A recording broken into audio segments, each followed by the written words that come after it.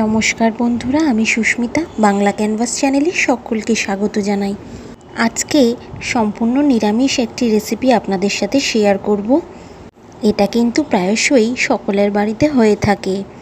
নিরামিষ বড়ার ডালনা। গরম ভাতের সাথে এই নিরামিষ বড়ার ডালনা খেতে খুবই ভালো লাগে।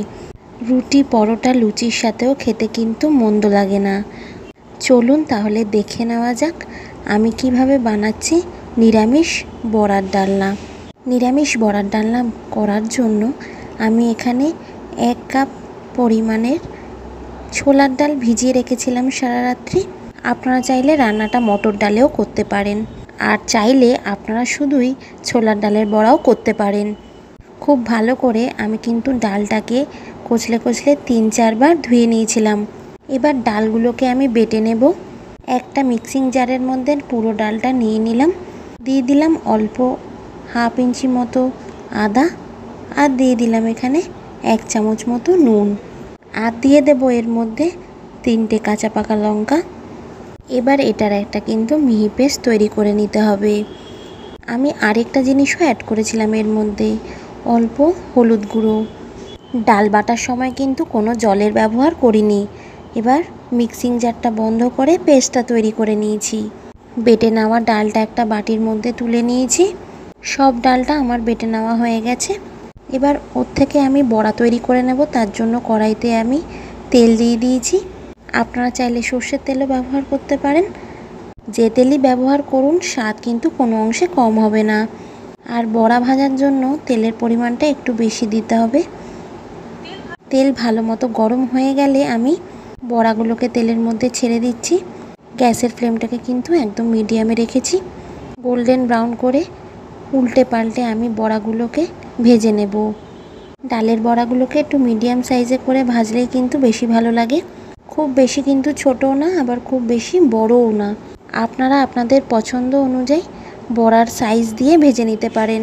বড়াগুলোকে একদম লো ফ্লেমে আমি ভেজে নেব, যাতে পুড়ে না যায়।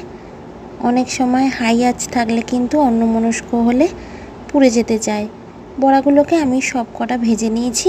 এবার ভেজে নেওয়া বড়াগুলোকে একটা বাটিতে তুলে রেখে দিয়েছি। এবার আবারও একটা মিক্সিং জারে পেস্ট তৈরি করে নিচ্ছি। অল্প আদা আর 1/2 টুকরো টমেটোকে পেস্ট করে নেব। কড়াইতে সেই তেলেই আরেকটু তেল অ্যাড করে নিয়েছি। এবার ফোড়ন দেব। তেলটা ভালো মতো গরম হয়ে যাওয়া অবধি ওয়েট করছি।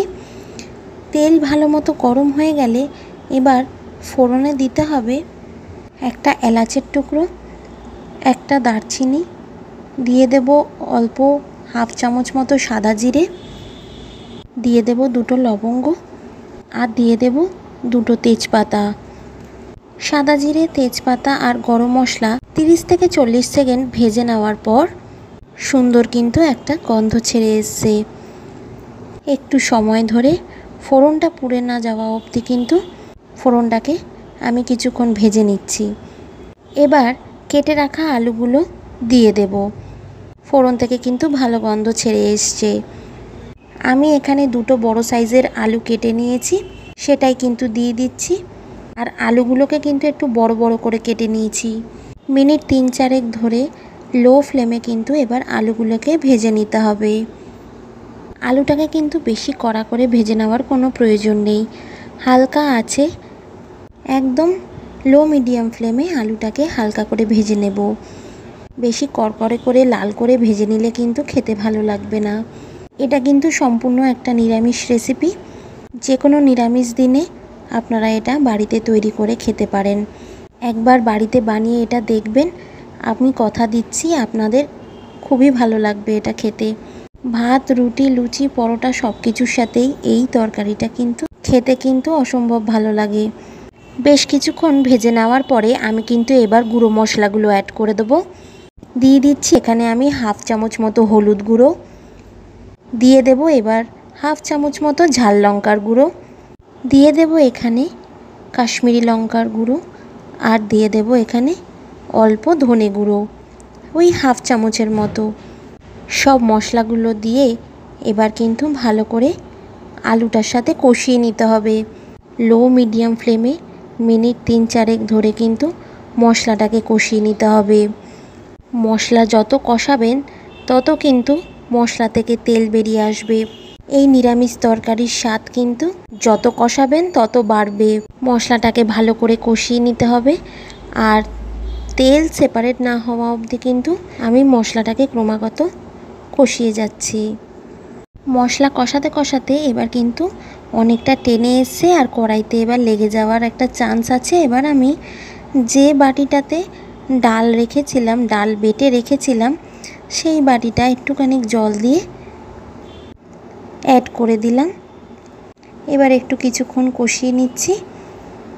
এরপরে কিন্তু আমি আরও অনেকটাই পরিমাণে উষ্ণ গরম জল ব্যবহার করব, কারণ এটা কিন্তু বড়ার ডাল না, বড়া অনেক জল টেনে নিতে চায়।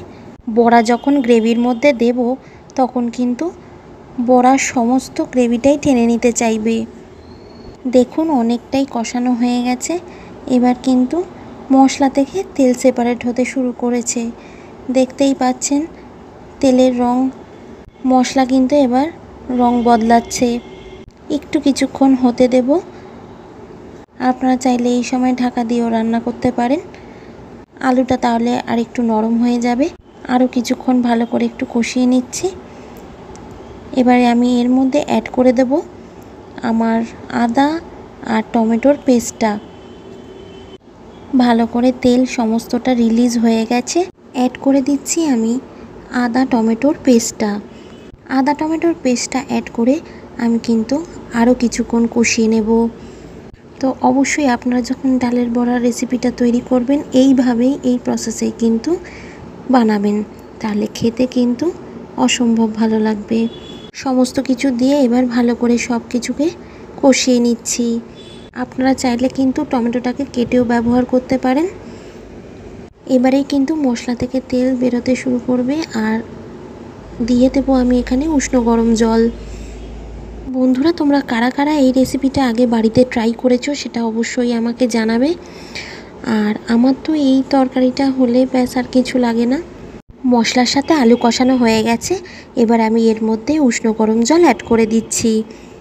এখানে প্রায় 1 গ্লাস পরিমাণে জল ব্যবহার করেছি আমি।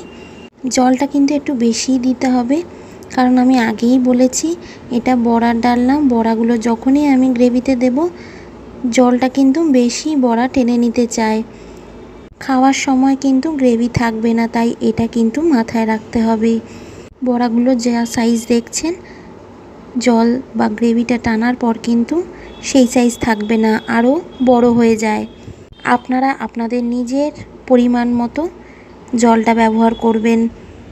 গরম জলটা দিয়ে ভালো করে মিশিয়ে দিয়ে হাই ফ্লেমে এবার এটাকে ফুটতে দেব। দিয়ে দেব এখানে 2 চামচ মতো নুন। এবার হাই ফ্লেমে কিন্তু গ্রেভিটাকে ফুটতে দেব। ভালো করে নাড়াচাড়া করে দিচ্ছি আলুগুলো গ্রেভির মধ্যে। এবার 5 মিনিটের জন্য ঢাকা দিয়ে রান্না করব, যাতে আলুটা একদম নরম হয়ে যায়।